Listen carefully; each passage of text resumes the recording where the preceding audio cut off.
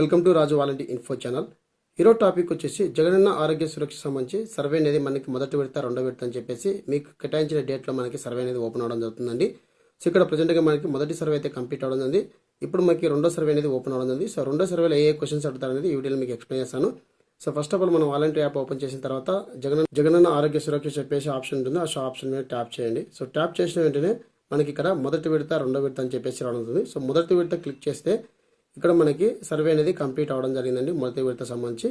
So ఇప్పుడు మనం రెండో విడత సర్వే అనేది చేయాల్సింది. అంటే మనకి మొదటి విడత సర్వే అయిపోయినాక మళ్ళీ 5 days తర్వాత మనకి రెండో విడత సర్వే అనేది ఓపెన్ అవ్వడం జరుగుతుంది. సో ఇక్కడ మీకు కేటాయించినటువంటి డేట్ ఏదైతే ఉందో ఆ డేట్లో మాత్రమే ఓపెన్ అవ్వడం జరుగుతుంది. సో మనకు నెక్స్ట్ మంత్ నుంచి ఈ కార్యక్రమం అనేది స్టార్ట్ చేయడం జరుగుతుందండి. సో ఆరోగ్య సురక్ష సంబంధించి. సో ప్రజెంట్గా ఇప్పుడు మనకు రెండో విడత సర్వేలో ఏ క్వశ్చన్స్ అడుగుతారని చెప్పేసి ఇప్పుడు ఈ వీడియోలో మీకు ఎక్స్ప్లెయిన్ చేస్తాను.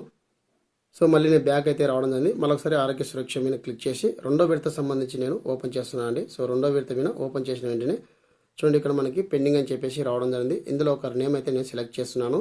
సో మీరు ఓటీపీ ద్వారా కూడా మనకి సర్వే అనేది ఉంది, ఎటువంటి ప్రాబ్లం లేదు. సో ఇక్కడ మనకి ఆరోగ్య సురక్ష సంబంధించి మనం సర్వే అనేది చేయాల్సి ఉంటుంది. ఇక్కడ ఒక నేమ్ అయితే సెలెక్ట్ చేస్తున్నాను. సో సెలెక్ట్ చేసిన వెంటనే ఇక్కడ మనకి ఆరోగ్య సురక్ష అని చెప్పేసి హౌస్ హోల్డ్ డీటెయిల్స్ అనేది రావడం జరుగుతుంది. ఇక్కడ మనకి 1 by 1 అయితే ఒక 5 క్వశ్చన్లు అయితే మనకి ఇక్కడ రైట్ చేయడం జరిగింది. అందులో ఒక ఫస్ట్ వన్ వచ్చేసరికి మనకి జగనన్న ఆరోగ్య సురక్ష కార్యక్రమం భాగంగా మెడికల్ స్కానింగ్ కోసం ఏఎన్ఎం లేదా సిహెచ్ఓ వాళ్ళు మీ ఇంటి దగ్గరికి వచ్చారని చెప్పేసి అడుగుతుంది. సో వచ్చింటిగిన అవునని క్లిక్ చేయండి, రాకుండా కాదని క్లిక్ చేయండి. సో వచ్చారు కాబట్టి సో నేను అవునని క్లిక్ చేస్తున్నాను.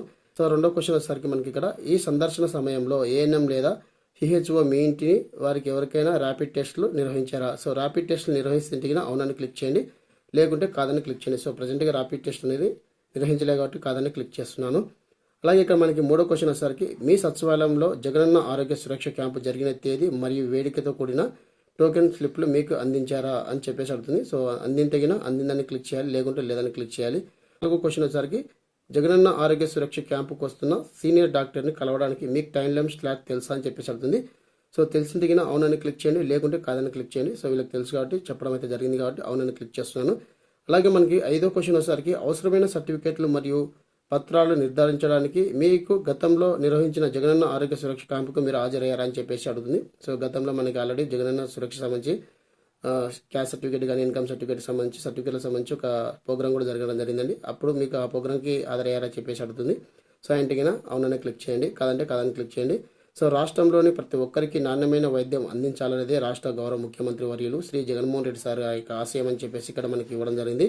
ఆరోగ్య సురక్ష పథకం ప్రారంభించాలని చెప్పేసి ఇవ్వడం జరిగింది. అలాగే ఈ కార్యక్రమంలో భాగంగా పౌరులందరికీ ఉచిత వైద్య సేవలు అందిస్తున్నారని, అలాగే సీనియర్ డాక్టర్లు ఉచితంగా సంప్రదించి వైద్య పరీక్షలు మరియు మందులు ఇంటి వద్దకు ఉచితంగా పొందే అవకాశాన్ని ఈ ప్రభుత్వం కల్పిస్తుందని చెప్పేసి.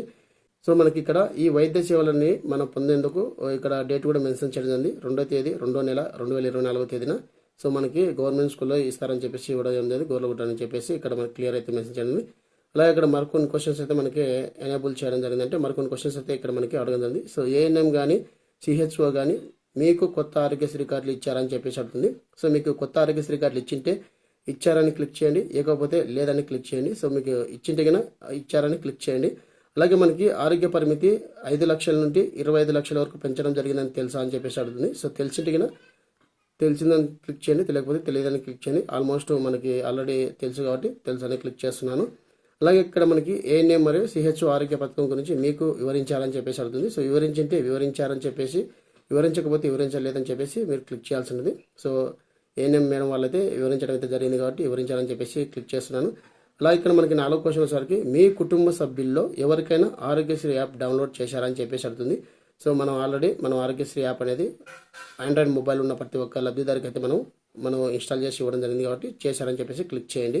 ఇక్కడ మనకి 5వ క్వశ్చన్ వచ్చేసరికి దీర్ఘకాలిక వ్యాధులు కలిగిన వారికి మీ ఊరి ఫ్యామిలీ డాక్టర్ రాసిన మందులు మీ ఇంటికి ఉచితంగా పంపించబడ్డాయని మీకు తెలుసా అని చెప్పేసి అడుగుతుంది. సో ఒకవేళ పంపించేటిగిన తెలుసని క్లిక్ చేయండి, లేకుంటే లేదని క్లిక్ చేయండి. సో ఇక్కడ మనకి ఎటువంటి వ్యాధులు అయితే లేవు కాబట్టి లేదని చెప్పి క్లిక్ చేస్తున్నాను.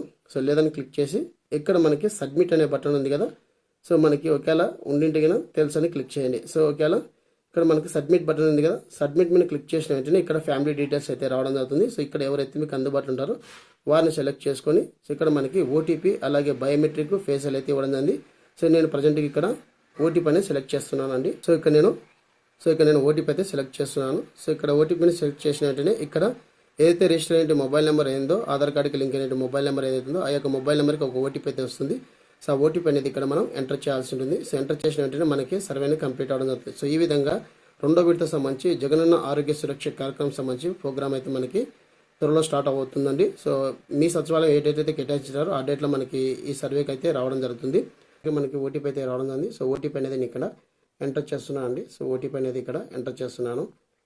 సో ఓటీపీ అనేది ఎంటర్ చేసి ఇక్కడ మనకి వెరిఫై ఓటీపీ మీద క్లిక్ చేసిన వెంటనే మనకి సర్వే అనేది కంప్లీట్ అవడం జరుగుతుంది. సో మనకి ఆరోగ్య సురక్ష సక్సెస్ అని చెప్పేసి రావడం జరుగుతుంది. సో ఇక్కడ ఓకే మీద క్లిక్ చేయండి. సో ఇప్పుడు మనకి చూడండి ఇక్కడ సర్వే కంప్లీట్ అని చెప్పేసి రావడం ఉంది. సో ఈ విధంగా ప్రతి ఒక్కరైతే మీకు కేటాయించిన డేట్లో ఏదైతే ఉందో ఆరోగ్య సురక్ష సంబంధించి మీకు మొదటి విడత రెండో విడత సర్వే అనేది ఓపెన్ అవ్వడం జరిగిందండి. సో వెంటనే మీకు సంబంధించి సర్వే అనేది కంప్లీట్ చేసుకోండి. సో ఈ సర్వే కంప్లీట్ అయిన వెంటనే ఫర్దర్గా మనకి కేటాయించిన డేట్లో ఏ డేట్ అయితే మాకు మా సచివాలయం సంబంధించి ఫిబ్రవరి 2వ తేదీన మనకి ఈ కార్యక్రమం అయితే స్టార్ట్ చేయడం జరుగుతుందండి. అందుకు మనకి ఈ సర్వేని ముందుగానే రావడం జరిగింది. ఈ సర్వేని కంప్లీట్ చేసిన వెంటనే ఫర్దర్గా డాక్టర్లు వచ్చి వారికి చెకప్ అయితే చేయడం జరుగుతుంది. ఇదైతే మంచి విషయమనే చెప్పుకోవచ్చు. సో మీకు సంబంధించిన జబ్బులు అనేది మీరు ఆ యొక్క డాక్టర్లకనే తెలియజేసుకోవచ్చండి. సో ఇది ఫ్రెండ్స్, ఈ వీడియోలో అప్డేట్. వీడియోని లైక్ చేయండి, షేర్ చేయండి, సబ్స్క్రైబ్ చేసుకుని మర్చిపోకండి. Thank you for watching. Thank you so much. జై హింద్.